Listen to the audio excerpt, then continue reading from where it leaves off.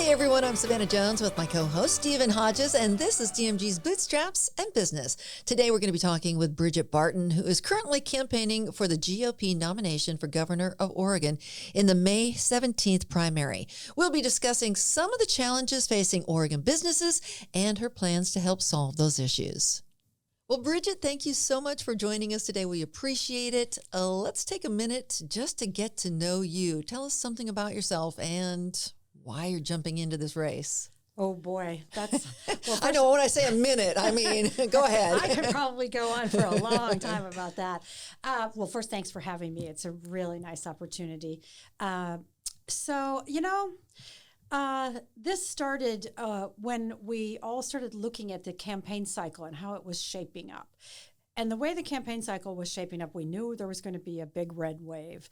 But we also looked at the fact that the left had so far overstepped the boundaries and had kind of taken Oregon right off a cliff that it made it so clear to me that this was a real moment in time, a real opportunity for a Republican to win the governor's office. But from my own perspective, I looked at the actual kitchen table issues that were at stake and thought, these are the same issues I've spent my career on the last 25 to 30 years. Education, crime and homelessness and substance abuse, business and economics, resources. Those are the things, and education. Oh my goodness. The moms out there in Oregon, they're riled up. They are ready to go and make some changes. So I looked at my own skill set and how it applied and the fact that this was going to be a red wave year. And what that means in Oregon is we usually have about a 5-point disadvantage. That disadvantage is completely wiped out. And then when you add to it that we have a third party candidate who is going to pull votes mostly from the left is going to have their sort of own internal argument there, leaving a lane open for the Republican. I thought coming in as an outsider, that's the way to go. So, we talked to lots of people around the state and everyone said the same thing. This time, the Republican candidate needs to be a woman, needs to be an outsider, someone who has not held political office, but someone who's a very solid conservative like me, someone that bridges the urban-rural divide. I'm from West Lynn. I'm a suburbanite, but I've been an advocate and spokesperson for rural Oregonians and blue-collar Oregonians for decades. Someone that has media experience. I've been a spokesperson, radio, TV, press. It's very familiar for me. So I'm not going to get dragged off of these kitchen table issues and onto more polarized. Frankly, those are not my interest area. I am interested in solving problems and coming in as an outsider. And when I go out to the public, I say, this election for once is about you. It isn't about me. It's not about politics. It's not about partisanship. It's about you. We have serious problems in Oregon that have to be solved. So my goal is to come in and put a hard stop to our 40-year decline. And I mean a hard stop. We have hit bottom, and we need to start to claw our way back out. So a little bit more background about me. Born in Wisconsin, raised in Virginia, and my husband and I both 43 years ago, coming from different places, we both chose Oregon, actually picked it out on the map, and this is where we want to go, like a lot of people have. Right. And when we got here, we were very excited. We met each other. We got married. We have 2 adult children that are also both married and live in Oregon. One of the reasons I'm staying and fighting instead of packing up and moving like so many people have. But never in a million years would we have imagined 43 years ago that the state would be in the condition it's in. And I'm so unhappy for all the children out there, but for my children and for our grandchildren. In fact, I'm going to be a grandmother for the first time in April. Congratulations. Yeah. So there's so much at stake. And I think the thing I want to emphasize the most is that if people want to see a Republican in the governor's office, they have to select out of this 16 people in the primary. They have to select the person that can win the general election. My case is that it has to be an outsider. It has to be someone with no political baggage that doesn't owe anyone anything. I can get into office. I can do anything. Everything is going to be on the table. And I have a record of experience and expertise that proves that I can do hard things. Yeah. And I always say I'm a lot tougher than I look, but I look like a regular person, and that's not to be underestimated because I am a regular person. I am a mom and from the suburbs, and I think that in order for voters to cross over, maybe go against their normal party line, just in order to solve problems, that they have to know that the person they're voting for that has a different letter next to their name is very dedicated to problem solving and not to partisan politics. So absolutely. Yeah. Talk a little bit. I know that you founded a business. Talk a little bit about that. I think a lot of voters don't know that, you've actually are a business owner. Yes, indeed. Yeah. So yes, my business partner and I got together 25 years ago. Actually, it was 1997. It was a very fun way to get going in a business. We actually traveled around the state, talked to a lot of the big manufacturing businesses and resource businesses in the state at the time. We were trying to found a conservative, business-oriented magazine, a pro-business, pro-growth, kind of conservative ideals magazine. And we got such a good reception from these big businesses around the state. People like Jeld-Wen, Columbia Helicopters, Seneca Sawmill, ADEC Dental Equipment. That's just to name a few. ESCO Manufacturing in downtown Portland. Yep. Big companies, but back in 97, they could see the tide turning against business in Oregon, and they were deeply concerned. These are, sometimes 4 or 5 generation family-owned businesses that they had roots here. Well, they still do, many of them. And they cared deeply that the government was kind of beginning into this very anti-business attitude that we feel today, that Oregon has an actual outright national and international reputation for being anti-business, unfortunately. So this magazine sprang out of that very beginning thing. And for the past 25 years, we have been a voice for business in Oregon and for conservative ideas and solutions. And consequently, because we're in the metro area and it's a rare voice, we're often turned to be spokespeople. But when we first started the magazine, we thought we're going to make something of a commercial success out of this. It's going to be a real business. So we have dabbled in some very fun things, including an issue on sister cities and an issue when the Portland Art Museum opened its new wing. And we've done a lot of golf issues. We worked with Travel Oregon about things like that. Very nice. It's been wonderful. It's been a fun experience. So, bootstraps and business. A lot of our topic today is all about business, right? Starting a campaign, and I don't think a lot of people out there understand, when you start a business and starting a campaign can be very similar. Tell us how the experience has been, starting your campaign, what challenges you had to face and, really getting this off the ground. You're right. Starting a campaign, well, it should be. It should be like that. A lot of people think they can just kind of throw their name out there. You can't. That doesn't work. And believe me, I've done it that way before. Actually, way back in the early 90s, I threw my name in for the legislature when I was very young and very naive and didn't realize that it is like starting a business. But you have to have your ducks in a row. You have to have some financial backing, kind of committed, shall we say. Now, campaign finance rules in Oregon preclude you from actually collecting any money before you file, for office, basically, or you can file a campaign, a PAC.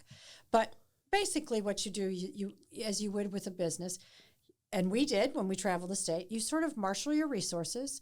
You get a sense of how much commitment there is out there financially to get you off the ground. And then you get an idea of what kind of a commitment there is out there for your product. Right. Which is you. Me. Right. Yep. It's you. That's me.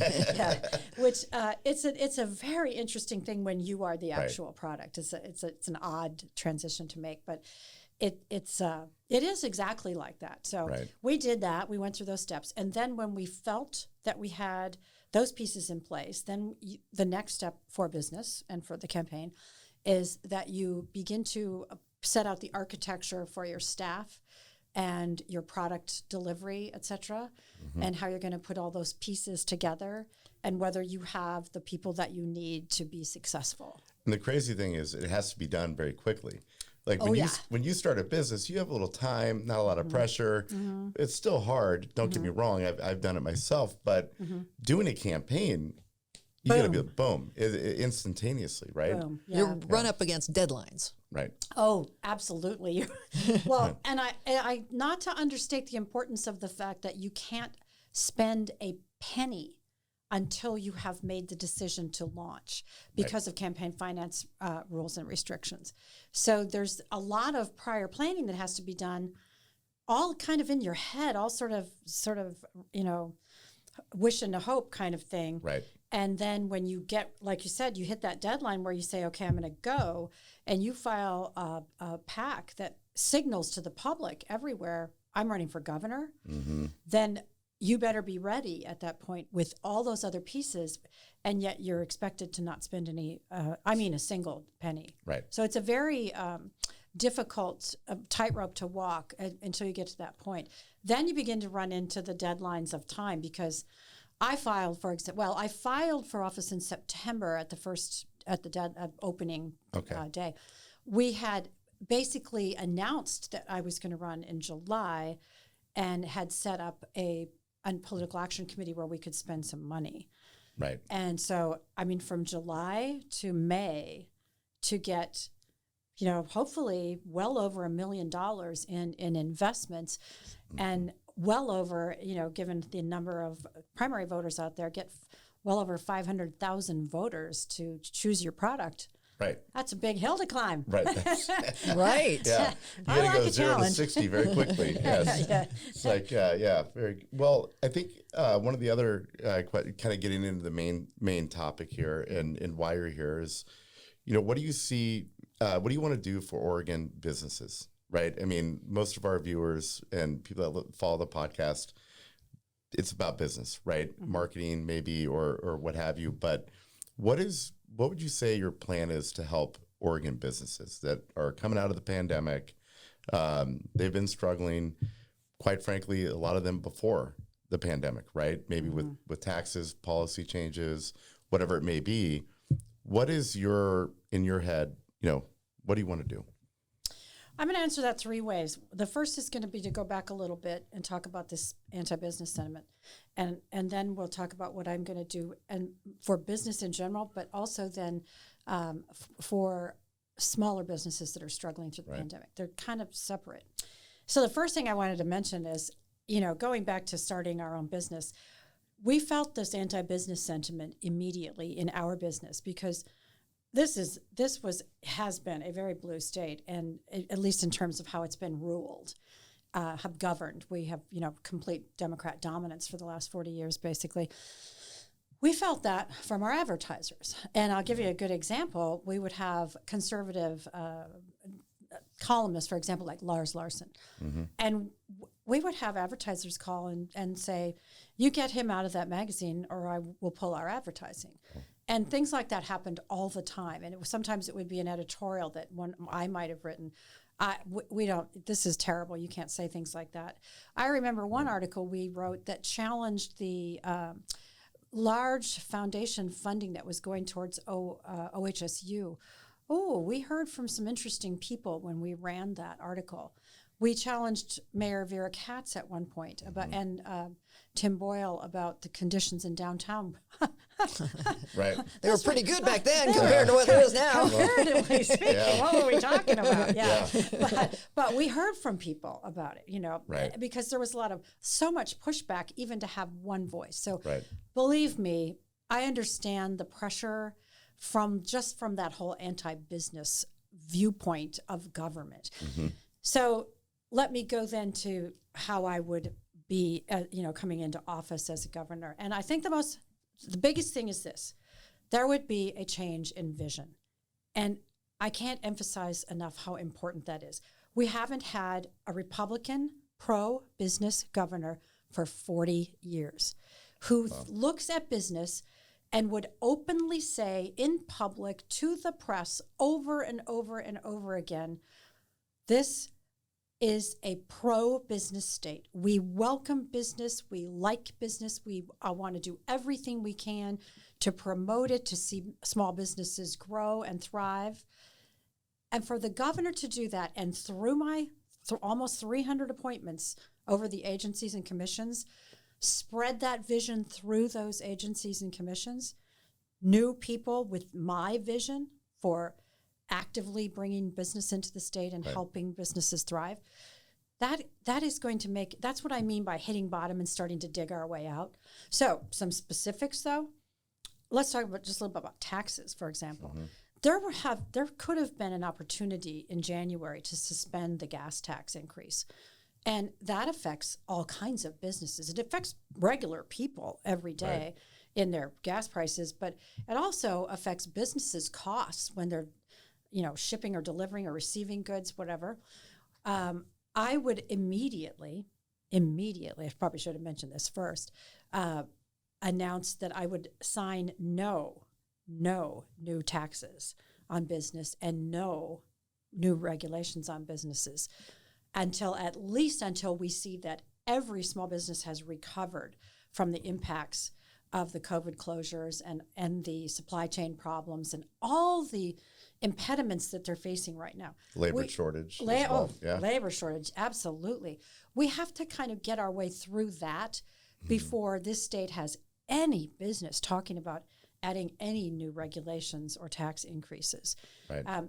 Given that I will probably not have a Republican legislature to deal with, it would be difficult for me to make any commitments about rolling taxes back. But I do have a veto pen, and I do have a line item veto pen, and that gives me the opportunity to negotiate with the Democrats, who will probably be in a majority position at least, and say, if you do have something you want, you know what, I got something I want, and here it is, and those might be some tax. Repealing some taxes that have been put on businesses. I'm just a staunch opponent of the cat tax. What I was just going to ask. So funny. That's his question. Yeah. What and actually, this is coming from a lot of friends of mine that are business owners. Just they're talking, and what is your opinion of the cat tax? But before I go there, I think the wording of it that we got. Every business owner got the letter, for the privilege of doing business in Oregon, which is funny because I kind of came at the worst time. Then you have 2020 breaking out. We on TV, we're watching downtown Portland, ablaze basically, and hands are tied apparently. And then a lot of my friends were like, "What? Where's the privilege of doing business? Where's that part of the tax?" And I'm not giving an opinion one way or the other, but I'd love to hear your opinion of the cat tax. What your thoughts are? Well, I hate the cat tax. Yep. It's a terrible way to tax, of course, and needless to say, and your viewers and listeners probably already understand it. Am I correct? Yeah. Or do I need to explain it at all? You can explain. Well, I think is just appalling about it is that it taxes revenue, not profits. So businesses with very small margins or maybe a bad year and no profit at all have to pay taxes on revenue only. Mm-hmm. Well, that's just ridiculous. It's awful, and I it's what they thought they could push off on the public because. I think they knew that because the way it was worded, it sounded like corporations and businesses are getting taxed. Right. It never occurred to the voters to look at that and say, wait a minute, people are going to be paying taxes that didn't make any money. Right. They didn't even make any money. I want to give an example because of the damage this tax does. And this is being talked about right now in the legislature as well, which is important.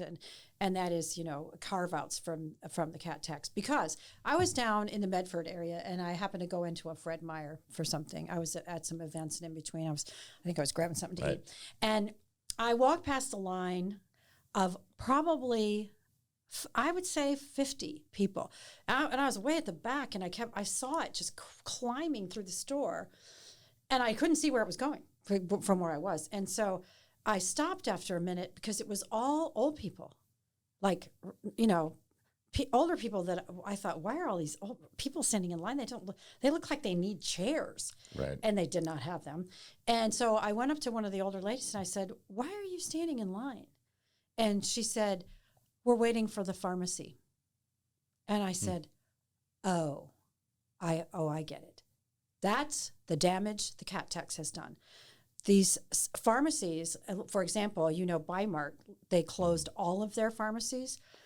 Small pharmacies and chain pharmacies across the state are closing because of the cat tax, because their margins are too small. They're going out of business.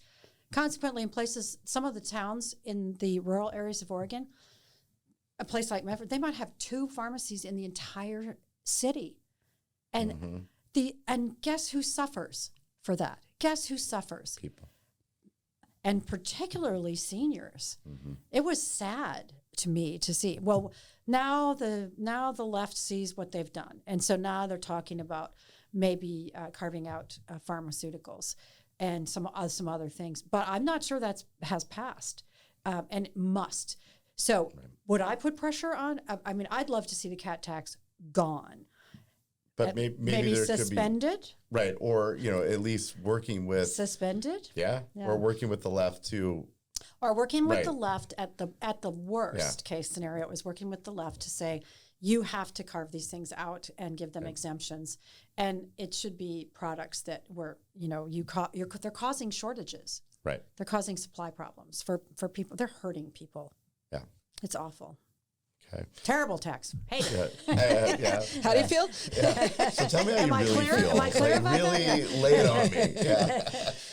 Well, you discussed some of the issues in regards to taxes and regulations and leadership for businesses and some of the solutions that you're going to come with. But you also mentioned that you haven't had an elected office. What do you say to people who are watching and listening about your experience? Like so we hear you talking, but how do we know you're going to get in there and really do this? Like, where are you coming from with this? Well, I guess that's a pretty good question. I would say that the fact that I don't have elected experience is the exact reason you should elect me. The exact reason. Because I don't owe anyone anything. I don't owe any lobbyists anything. I don't owe any other politicians any favors, like one of our middle lane candidates that we all know and love. So my experience has been tracking these issues for 25 years. I do understand them. And I have a 25-year record, if anyone wants to check it, about writing about business issues. I brought a couple of copies of the magazine. Yeah. Okay. And talking about, this one goes way back as government stimulus, our government stimulus projects, $1 trillion hole, things like that. We pursue these issues, and we've pursued and followed these laws, the taxes for all these years. So I have the expertise and the experience. Now, as far as how tough I am, I would venture to say tougher than the people we've got in office. That's for darn sure. And as an example, I always offer this.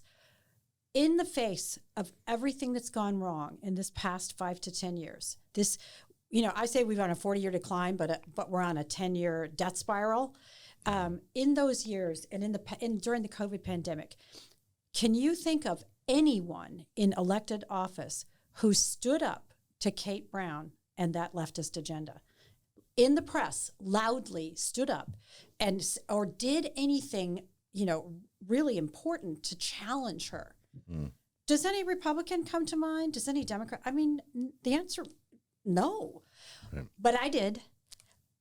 In 2020, at the very beginning of the pandemic, I organized with Kevin Mannix the very first lawsuit against Kate Brown on the mandates. And we stood up publicly and challenged her in court. We took it to Circuit Court Baker County, and we won the case. And her attorneys, incidentally, fighting back at the time over in Circuit Court, said, this is a slam dunk for you guys, because they knew that it was unconstitutional. She was violating the extent of her emergency orders. It got overturned by her appointed Supreme Court. But the point I'm making is that I stood up. and fought it publicly and loudly. Another example of me not backing down is in 1991, my kids were 5 and 7, and the schools were already in decline. They were already starting to go downhill. When I moved here in 78, they were, I think, number 2 in the country. Now we're 46, 47 in graduation rate. In 1991, we were kind of in the middle, and I saw them in a downward slope. And then I read about charter schools. It was a brand new idea out of the University of Minnesota, and I thought, this is the way to get education reform started, and I'm going to. I was like a dog with a bone. Right. I wrote articles. It was in our magazine when we got the magazine going. I mentioned that I had thrown my hat in the ring. I ran on charter schools in the early 90s when no one had any idea what they were. Nobody knows what a charter school is. No one knew right? what it was, yeah. And I worked later in the decade on the ballot measure and then pushed and pushed and pushed until they became law. It took almost a decade. Wow. I got it. I did not give up. We got it done. They are the law of the land in Oregon now. Yeah. I think they're being decimated by the left, to the extent they can. But that's the kind of thing. I don't give up. I don't back down. Yeah, I have experience. I don't think you strike me as the type of person that would back down. No, I'm not a backer downer. No, you don't. No retreat, just forward. Yes. My other little example, just for fun, is when my husband and I were looking at putting our 2 kids through college, and they're 2 years apart, we thought, oh my goodness, this is going to cost a fortune. And I'm a horseback rider. And I thought, you know what, I'm going to learn to break horses. And then I'm going to go out and buy some unbroke horses. I'll break them and train them to jump, which is what I do. And then I'll sell them, and I'll make some money for the kids' college fund. Well, breaking horses, that is not an easy thing to do. And you better be ready to get bucked off. So wait, is it easier to raise children or break a horse? Break a horse. I'm good. All right. Yeah. Yeah. And I learned something from breaking horses, though, that applies to children and it applies to everything. And that is, when you work with them, you make the right thing easy and make the wrong thing difficult. That's how you train horses. It's as simple as that. And if you look at our homeless problem, for example, right, we don't make the right thing easy and the wrong thing difficult. We make the right thing difficult and the wrong thing easy. And then we wonder why we're not succeeding. And this comes from personal experience. I have 40 years in recovery from alcoholism. So it's an important part of my story that applies to doing hard things, for one thing, but also to, I have a pretty serious understanding, expertise in this whole kind of intertwined issues of crime, homelessness, and substance abuse. Yeah, I get that at gut level and ground level. So, yeah, the homeless situation. We've always had a level of homelessness, right? Oh, but not when I first moved here, almost zero. Right. When I was born here, raised as a little boy, I don't remember it being like this. And I think the heartbreaking part for a lot of people, myself included, to see as you drive through, whether it's downtown Portland, even you see it in Beaverton, all over, it's almost like The Walking Dead. And but what can we do? Right. I think, everybody, all of my friends, when we talk about it, it's what can we do? Throwing money does not seem to work. I understand that, as far as camping goes, I believe there was a Supreme Court case that Ninth Circuit case. Right. Yeah. Ninth. Thank you. Yeah. That you had to have a place for them to go. Yeah. Right. Simple as that. As simple as that. Right. But I think Oregon city of Portland specifically was behind the ball, right? Like they weren't on it. Other cities, I believe I've read about, they were, but I don't think that's the only issue. No, right? It certainly isn't. Like they keep pointing to that, but I'm like, wait, it doesn't seem like this is working. We're doing. It would be nice, and it's awfully nice of you to give them the credit for thinking that maybe they're just not getting it. But you know that's not right. Should we talk about that a little bit? Yeah, you know what? Absolutely, please. I think because it matters to businesses. Yes, it does. Friends of mine, whether they own a bar, a restaurant, and every day they come to work and maybe the bar got broken into, or you have to step over the camp to get to your front door businesses aren't, people are going to go into those Businesses are suffering. Right. And Oh. so I think this is, quite frankly, it's an all-encompassing issue, but it definitely hits businesses right It's in a the teeth. huge business issue. It's causing so many to have to relocate Mm-hmm. or close, or have the huge costs to work around it, clean up around it. It is a business issue for sure, Right. because it's very focused in the urban areas where a lot of businesses are congregated, obviously. So no, I don't think that they are as should be held as harmless as you suggested, possibly. Right. I'm not trying to say that you think Yeah. that. By the way, I like you're jumping into politics. I jumped into this my first time, so hey, good. go easy on me, all right? Go easy on me. Hey. I will be happy. Right. And it is a very complex issue, Mm-hmm. any way you look at it. But in some ways, it is a simple thing, too, because you really hit the nail on the head when you said it's like kind of The Walking Dead. Right. I say it this way from someone who personally went through this in recovery. What we're doing is allowing these people to commit slow suicide on the streets.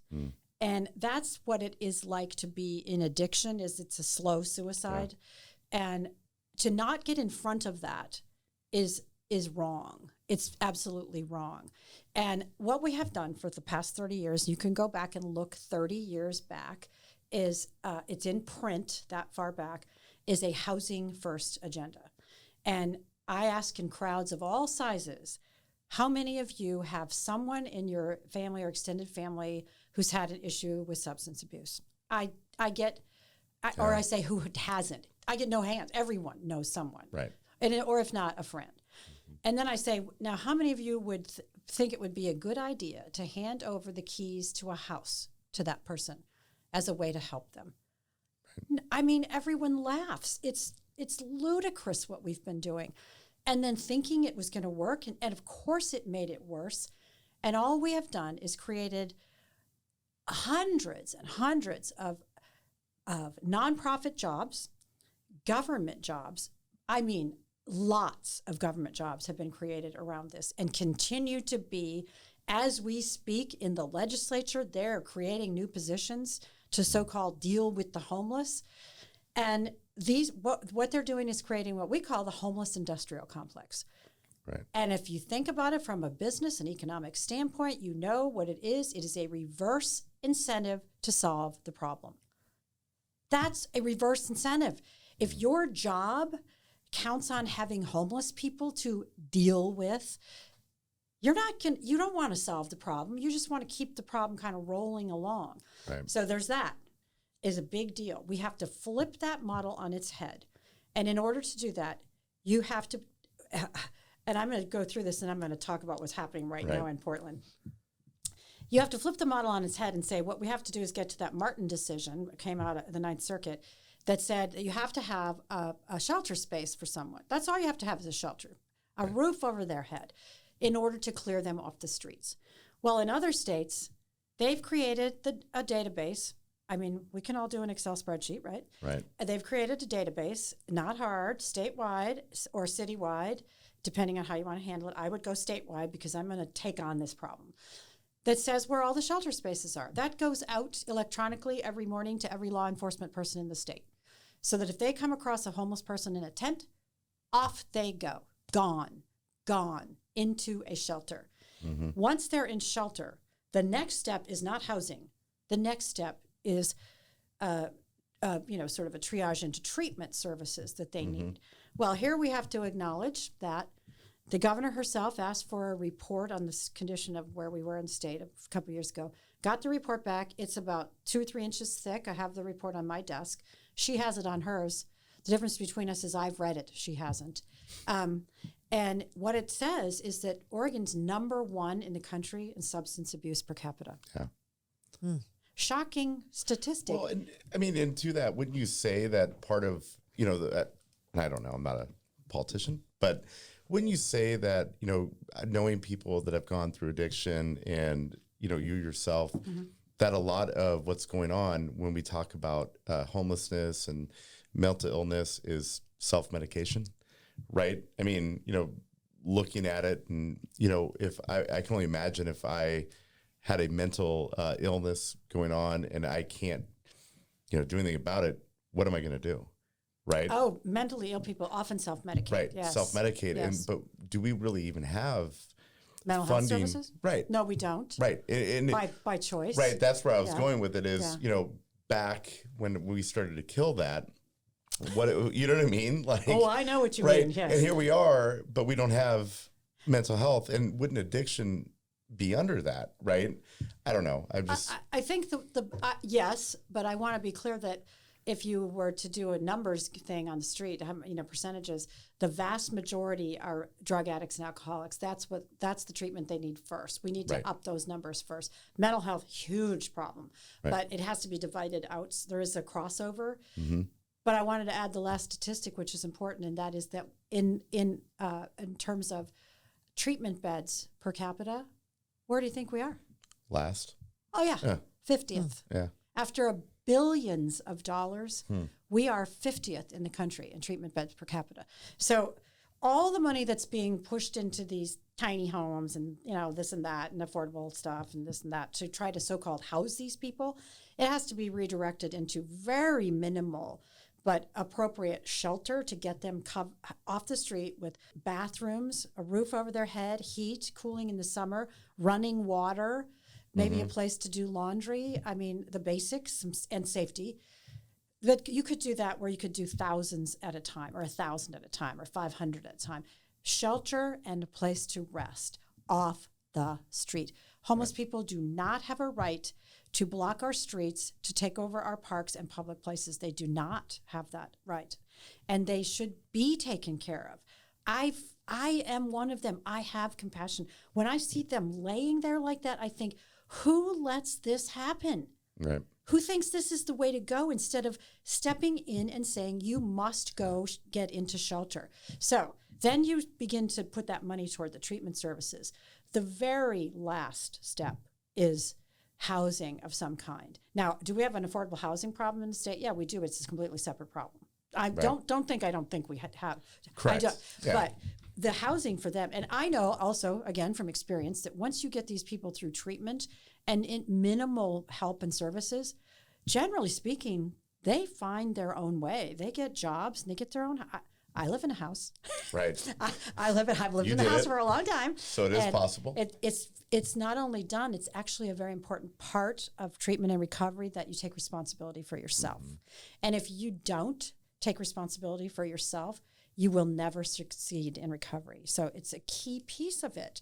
Yeah. So the other thing I want to mention, because it's important, and as governor, I would step in on this, is having talked to many, many, many sheriffs around the state, I think they understand at a very gut level that one of the worst things we've done in a long time in Oregon is pass ballot measure 110 that legalized hard drugs. Yep. They are pouring into the state. They are killing our teenagers and our kids and our young people. Yeah. Fentanyl. Yeah, fentanyl, but meth, the meth that they're taking is fentanyl laced. The heroin they're taking is fentanyl laced, and it's supposedly legal. The sheriffs and the district attorney's offices and everyone that used to be able to help people struggling with addiction by giving them that incentive to get some kind of services, they don't have it anymore. So they're just walking away from this. And meanwhile, at our Oregon border to California, we have the big giant sign up there that says, "Homeless people and drug addicts welcome. You will not be hassled here. Come on in." And then we wonder why we have a problem. Well, that is going to change when I'm governor. Yeah. But and I feel like I have a handle on that like no other candidate, certainly in the Republican primary. But it makes me, for lack of a better word, it makes me bulletproof in the general election on the issue, because they can't say I have no compassion when I clear the streets. I'm doing it out of compassion. Right. Now, in the last couple weeks, wouldn't you know, we've been hearing from the people in Portland exactly this plan. And I've actually worked very closely with Eric Fruits at Cascade Policy Institute. I'm going to give him credit for this. He's been working like a dog with a bone on the issue, and he has put out some wonderful papers and arguments in my own newsletter that I run. And they have picked up these ideas. You saw Sam Adams last week suggesting massive shelter spaces. Right. And this week, Dan Ryan, the city councilor, saying this housing first thing's not working. And I was like, you think? Yeah. Well, at least they're figuring it out after 30 years. But we've wasted so much money, and we've driven businesses out of downtown Portland by the droves. Right. I feel so sorry for him. But yeah, well, it's true because I forget the other night meeting up with some friends, and they're like, "Hey, we're gonna go to this bar," and I'm like, "Okay," and I'm like in the Pearl District, and like, no, they're in Beaverton now. Yeah. And I mean, my home is between Beaverton and Portland. So it was okay with you. Right. It was fine. I was like, all right, Short either way. Short drive, either way, But what was weird, it's like the city of Beaverton, kind of that Watson area, you know what I'm talking about? Yeah. All of a sudden, I'm like, wait, did the whole Pearl District Move? just get up and move? Yeah. I mean, it is, and I mean, to your point, though, businesses are moving. And kind of actually one of my other questions to that, you always hear of businesses when they leave Oregon. Can I just okay. Just keep. Yeah.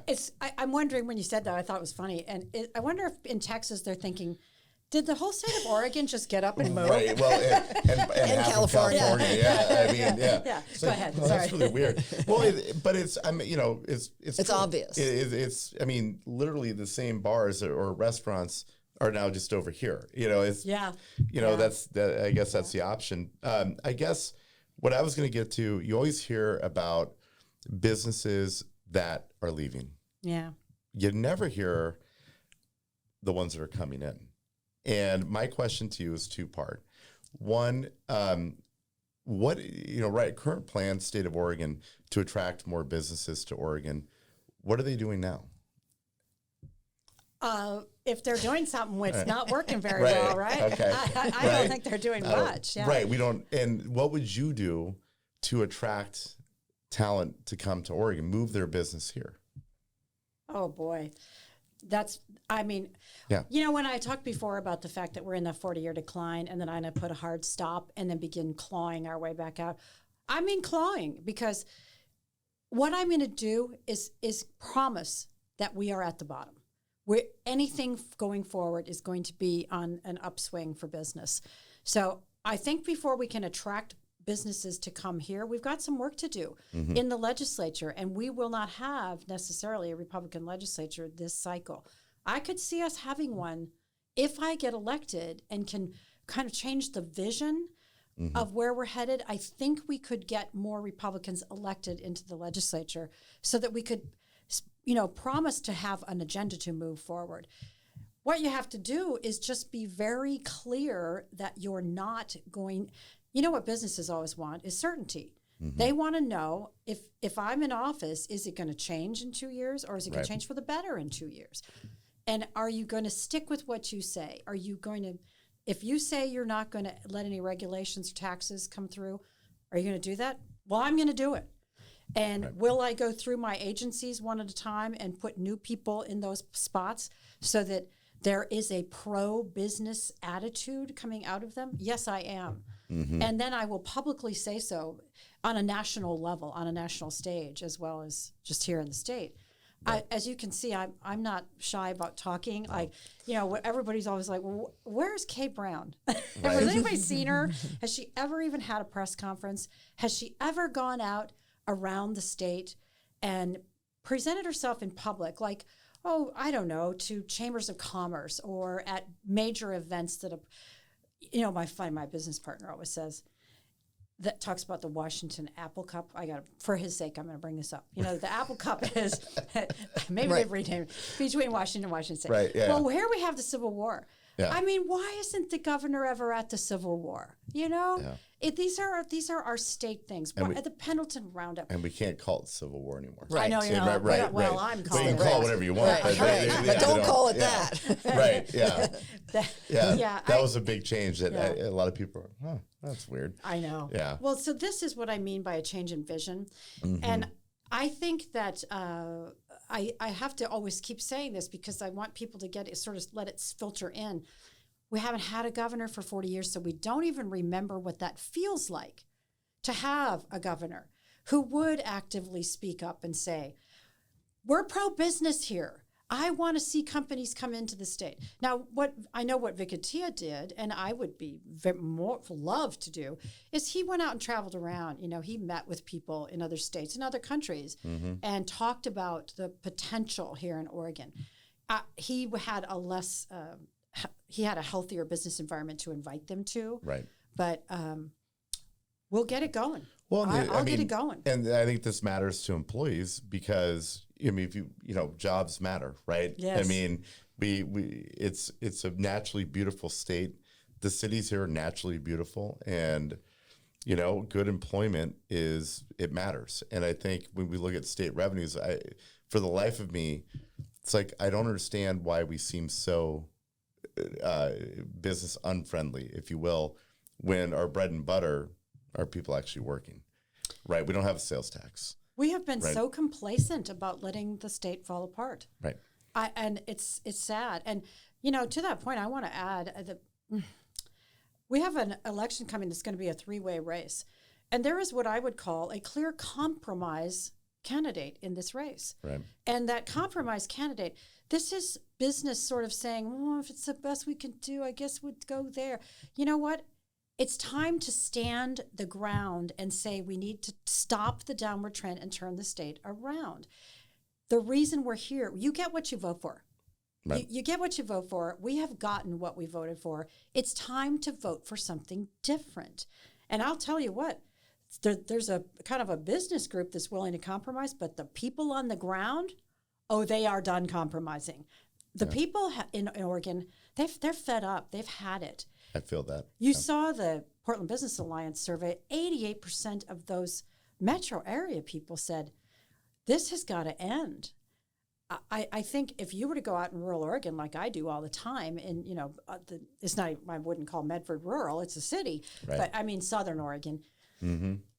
To say that they are riled up is a significant understatement. People are very, very angry and frustrated. There's an Idaho movement right now. Oh, I yeah. mean, and I used to say that will never happen. Now I'm like, maybe. I mean, these are people who don't really want to leave. They No. actually love their state. What they want is some representation. Yeah. They want to be listened to and heard. Fair. So my campaign is that this race is finally about you. It's finally about people. Yeah. And I'm going to be your voice. Okay. That's what I am. I'm the voice of the people of Oregon who just want the problem solved. Business example that I think is the best one, sadly, is Intel choosing Ohio to go. Yeah. And one of the reasons we all know is because Oregon is no longer an attractive state for young people to come to because they know it's a mess. And it has, Portland's no longer that jewel of a city that it was that drew young people that they would come and think, oh, this is awesome.